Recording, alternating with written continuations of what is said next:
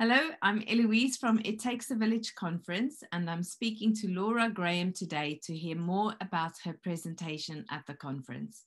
Laura is an independent occupational therapist and is specialized in sensory integration and the effects of trauma.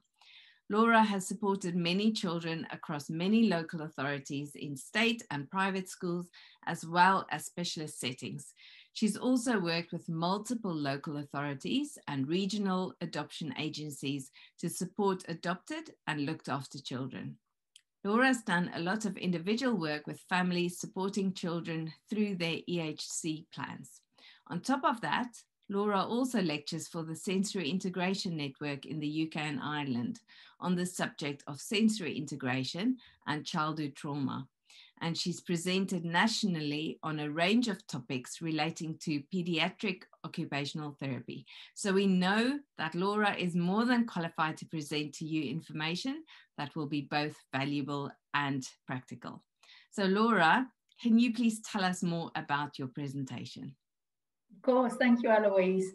I'm really passionate about sensory integration and its far-reaching kind of what it encompasses and the things that it can impact on. And what we know from all the research and the study that's gone on around sensory integration is that it forms the foundation for learning and behaviours. So it's so important for parents and for education professionals to really have an understanding about how sensory processing or sensory integration difficulties can really impact their child. And that's for children that I work with that have got neurodevelopmental conditions such as autism and ADHD, but also for children that might have experienced early adverse incidences or early developmental trauma, and for individuals with physical impairments or other diagnoses.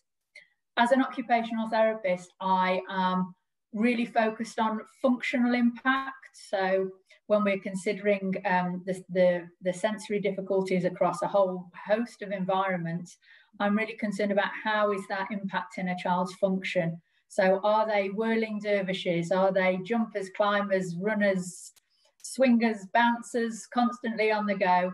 Or is it a child that's what we call under-responsive and is a bit more quiet, concerned about exposure to sensory stimuli, or is sensory avoidant?